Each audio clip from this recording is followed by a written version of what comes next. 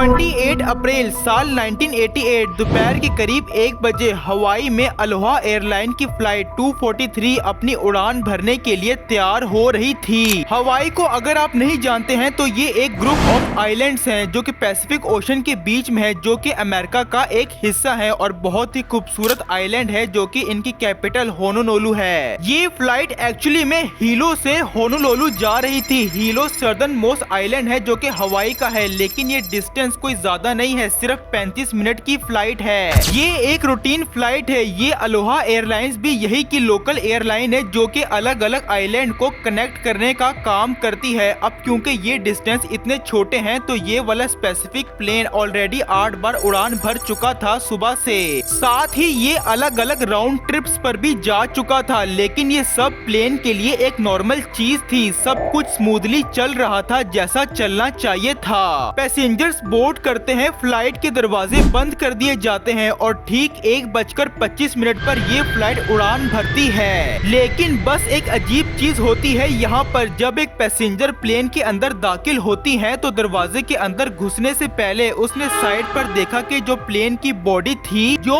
कि अलग अलग शीट होती हैं जो कि रिजिड से अटैच होती हैं, तो उसी में से एक शीट में थोड़ा सा क्रैक दिखाई दे रहा था। लेकिन उसने ये चीज किसी को नहीं बताई। ये सोच कर के क्या फर्क पड़ता है, इतनी बड़ी एयरलाइन है, ये तो छोटा मोटा मसला है, इससे क्या ही हो जाएगा। लेकिन यही एक गलती कितनी भारी पड़ने वाली थी कोई सोच भी नहीं सकता था। प्लेन के उड़ान भरने के सिर्फ 10 से 15 मिनट के बाद ही एयर होस्टेस ट्रॉली लेकर आती हैं और पैसेंजर्स को खाना पीना सर्व करती हैं। लेकिन इस वक्त तक सीट बेल्ट साइन अभी तक हटा नहीं था, क्योंकि ये आमतौर पर तभी हटता है जब प्लेन क्रूजिंग ऑल्टीट्यूड पर पहुंच जाता है और इस प्लेन के लिए क्रूजिंग ऑल्टीट्यूड था 24,000 फीट। और जैसे ही ये प्लेन इस हाइट पर पहुंचता है एक बड़ा जोरदार धमाका होता है। सभी पैसेंजर्स को धमाके की बड़ी तेज आवाज सुनाई देती है और अचानक से ही रैपिड डीकम्प्रेशन हो जाता है। सांस लेने में प्रॉब्लम होने लगती है और चारों तरफ सामान इधर उधर बिखरा हुआ दिखता है। कुछ पैसेंजर्स अपने आसपास देखते हैं तो उन्हें दिखाई देता है कि प्लेन की छत और उसके आसपास की दीवारें गायब हैं और ऊपर उन्हें खुला आसमान दिख रहा होता है। दरअसल यहाँ पर प्लेन के शुरुआती हिस्से का लगभग 35 स्क्वायर मीटर का हिस्सा फट कर अलग हो चुका है। इस प्लेन में ऑक्सीजन मास्क नीचे तो गिरते हैं, लेकिन ऑक्सीजन मास्क सिस्टम काम नहीं कर रहा था। प्लेन की छत फटने की वजह से ऑक्सीजन मास्क सिस्टम भी पूरे तरीके से तबाह हो चुका था। मिशेल होंडा वहां की एयर होस्टेस जो कि 15 रो के पास थी जब ये धमाका हुआ। दूसरी एयर होस्टेस सीबी लांगसिंग जो कि एक पैसेंजर को ड्रिंक सर्व कर रही थी रो 5 के पास। जब छत उड़ी प्लेन की तो उसी के साथ भी वो प्लेन से बाहर जा उड़ी थी। तीसरी उनकी कॉलीग जेन सेटो रो 2 के पास थी। वो जमीन पर गिर जाती हैं जब एक लगेज उनके मुंह पर लगता है और चारों तरफ हंगामा ही हंगामा मचा हुआ था। कुछ चंद मिनट यहाँ पर बचे हैं जिसके बाद ये सब पैसेंजर बेहोश हो जाएंगे और मारे जाएंगे। इसी के साथ ही ये पैसेंजर्स बहुत तेज हवाएं भी बर्दाश्त कर रहे हैं। ऑलमोस्ट 500 किलोमीटर पर हार की स्पीड से हवाएं चल रही हैं। आंखें खोलना भी मुश्किल हो रहा है और साथ ही साथ जो टेम्परेचर है वो -45 सेल्सियस का है। इस हाइट पर अगर ऑक्सीजन पैसेंजर्स को कहीं ना कहीं से मिल भी जाएगी तो ठंड से पैसेंजर की मौत भी हो सकती है। With the top of the airplane gone, you now have 300-mile-an-hour winds blowing into that cabin. That's 3 times hurricane-force winds. Those people were dressed for Hawaii in the springtime, not -50-degree temperatures. Any period of time at 24,000 feet, and those people will die. लेकिन इस सारे खतरे के बीच एक अच्छी खबर ये थी कि पायलट्स एक्चुअली में जिंदा थे और सिर्फ जिंदा ही नहीं थे बल्कि पायलट्स पैसेंजर से कई ज्यादा बेहतर कंडीशन में थे। उनका ऑक्सीजन मास्क सही से काम कर रहा था। प्लेन की कमांड संभाले थे 44 साल के कैप्टन रॉबर्ट जो कि 11 साल से अलोहा एयरलाइंस के लिए काम कर रहे थे। उनके साथ दूसरी तरफ 36 साल की फर्स्ट ऑफिसर मिमी टॉपकिंस थी। जब वो धमाका हुआ था साथ दोनों को एक बहुत बड़ा झटका लगा था और पीछे मुड़कर जब दोनों ने देखा तो उन्हें दिखाई दिया कि प्लेन की छत गायब थी और कॉकपिट का डोर भी नहीं था। इस सिचुएशन को देखते हुए दोनों सबसे पहले अपना ऑक्सीजन मास्क पहनते हैं और हालातों को समझते हुए एक इमरजेंसी डिसेंट करने का फैसला लेते हैं। करीब 500 किलोमीटर पर हार की स्पीड से वो 4100 फीट नीचे आ रहे होते हैं, लेकिन वक्त का ये खेल सिर्फ प्लेन को नीचे लाने तक नहीं था। इनके लिए दूसरी एक और बड़ी प्रॉब्लम सामने आती है। पता चलता है कि इस हादसे की वजह से जो प्लेन का नोज है, आगे वाला हिस्सा जिसमें ये बैठे हुए हैं, वो थोड़ा सा झुक गया है करीब 1 मीटर से।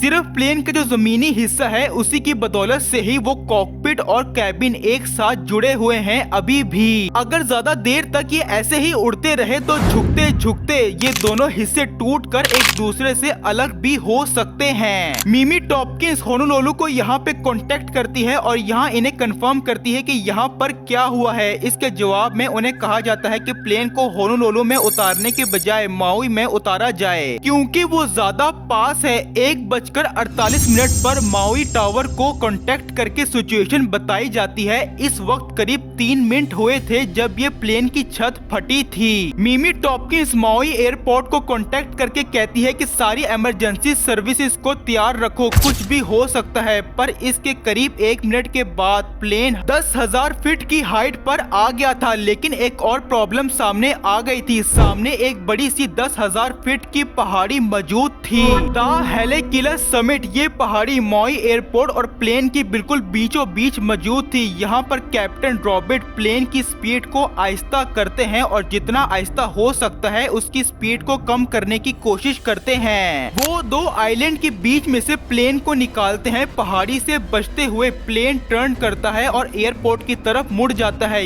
ये वो पॉइंट था जब पैसेंजर्स को रियलाइज होता है कि हमारे प्लेन में एक पायलट है जो कि ना सिर्फ जिंदा है बल्कि वो प्लेन को ठीक तरीके से उड़ा भी रहा है। जैसे जैसे रनवे की तरफ प्लेन नीचे आने लगता है, मिमी टॉप की लैंडिंग गियर को नीचे लाती हैं। 3 सेट ऑफ व्हील होने चाहिए, 2 पीछे की तरफ और एक आगे की तरफ। पीछे वाले को मेन गियर कहा जाता है और इंडिकेटर दिखा रहा था कि मेन गियर तो रिलीज हो चुका है, लेकिन जो नोज गियर है जो कि आगे वाला व्हील होता है वो नीचे नहीं आ पा रहा है। अब बगैर इसके आगे वाले व्हील के प्लेन का लैंड करना पॉसिबल तो है, इसको बेली लैंडिंग कहा जाता है। इमरजेंसी के वक्त ये की जाती है, लेकिन इस खास प्लेन के लिए जहाँ पर इसका बीच वाला हिस्सा इतना कमजोर हो चुका है, छत ऑलरेडी गायब है, पायलट को डर है कि इस तरीके से बेली लैंडिंग की जाएगी तो कंफर्म है कि प्लेन क्रैश कर जाएगा।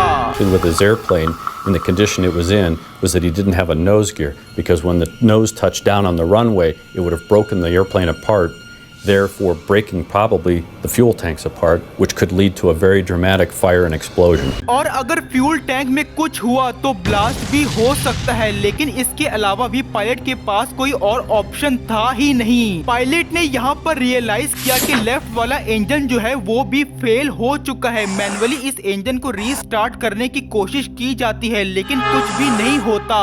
इस वक्त 1:50 पर रनवे पर खड़ा एक बंदा बाइनोकुलर से देख रहा होता है कि तभी उसे दिखाई देता है कि एक्चुअली में आगे वाला व्हील जो है वो सक्सेसफुली रिलीज हो चुका है, यानी कि प्लेन को यहाँ पर बेली लैंडिंग की जरूरत नहीं पड़ेगी। पायलट्स को कंफर्म किया जाता है और पायलट्स की जान में जान आती है और फिर 1:58 पर अलोहा एयरलाइंस फ्लाइट 243 रनवे पर लैंड कर जाती है। कैप्टन्स ब्रेक इस्तेमाल करने के साथ साथ बचे हुए इंजन नंबर 2 का थ्रस्ट रिवर्सल भी इस्तेमाल करते हैं और प्लेन आहिस्ता आहिस्ता करके रनवे पर रुक जाता है। प्लेन से इमरजेंसी एग्जिट के जरिए पैसेंजर्स को नीचे उतारा जाता है। उस वक्त इसका एक असली वीडियो भी लिया गया था जिसे आप स्क्रीन पर देख सकते हैं, जिसमें पैसेंजर सेफ्टली स्लाइड करते हुए नीचे उतर रहे हैं। सभी पैसेंजर कैप्टन को शाबाशी देते हैं और थैंक्स करते हैं उनका उनकी जिंदगियां बचाने के लिए। हालांकि ज्यादातर लोग सेफ थे, लेकिन कई पैसेंजर्स को भारी चोट लगी थी। एक 84 साल की फीमेल पैसेंजर जो कि सीट नंबर 5A पर बैठी थी वो सबसे ज्यादा इंजर्ड थी। एक स्कल फ्रैक्चर के साथ 6A पर बैठे हुए पैसेंजर का राइट वाला हाथ टूट गया था। 4A और 4F पर बैठे हुए पैसेंजर को सीरियस इंजरीज हुई थी। ज्यादातर पैसेंजर जो कि रो 4, 5, 6 और 7 पर बैठे हुए थे उन्हें भारी चोट आई थी क्योंकि उसी एरिया की छत फटी थी। एयर होस्टेस जेन सेटो अभी भी बेहोश थी और वो एक कंकशन से सफर करती हैं। एयर होस्टेस मिशेल होंडा सही सलामत थी और वो लैंडिंग के बाद हर एक पैसेंजर को काउंट करती हैं कि कितने पैसेंजर्स मिसिंग है और इससे ये पता चलता है कि बड़ी हैरानकुन बात ये है कि हर कोई सही सलामत जिंदा था सिवाय एक के। 58 साल की एयर होस्टेस सीबी लांगसिंग एक लौती डेथ होती है इस पूरे हादसे में। बाद में सर्च टीम भी उन्हें ढूंढने की पूरी कोशिश करती है लेकिन अफसोस उनकी बॉडी कभी भी नहीं मिल पाती है और ये हमेशा हमेशा के लिए समुद्र की गहराइयों में कहीं गायब हो जाती हैं। लेकिन बाकी 94 लोग अपनी किस्मत का शुक्रिया अदा कर रहे थे कि वो जिंदा बच गए। क्या ये सिर्फ लक की बात थी कि वो यहाँ पर जिंदा बच गए? दरअसल नहीं, यहाँ एक टेक्निकल इक्विपमेंट को भी बड़ा क्रेडिट दिया जाता है और वो है सीट बेल्ट। सबसे बड़ी चीज जिसकी वजह से इतने सारे लोग जिंदा बच पाए। जैसा कि मैंने शुरू में बताया था कि क्योंकि ये फ्लाइट अपने क्रूजिंग ऑल्टीट्यूड तक नहीं पहुंची थी तो सीट बेल्ट साइन अभी भी ऑन था और लोगों ने अपनी सीट बेल्ट लगा रखी थी। अगर रोज 4, 5, 6 और 7 में बैठे हुए लोगों ने अपनी सीट बेल्ट ना लगाई होती तो वो भी हवा में उड़कर प्लेन से सीधा बाहर निकल जाते। इस हादसे के बाद जैसे ही इसकी खबर फैलती है इस प्लेन की खबर दुनिया भर के अखबारों में छपती है कि बगैर छत की ये मिरेकल फ्लाइट। उम्मीद करता हूँ कि ये वीडियो भी आपको बहुत ज्यादा पसंद आई होगी और आप जरूर इस चैनल को सब्सक्राइब कीजिए ताकि मेरी आने वाली हर नई वीडियो का नोटिफिकेशन आपको सबसे पहले मिल सके। तब तक के लिए take care and see you soon.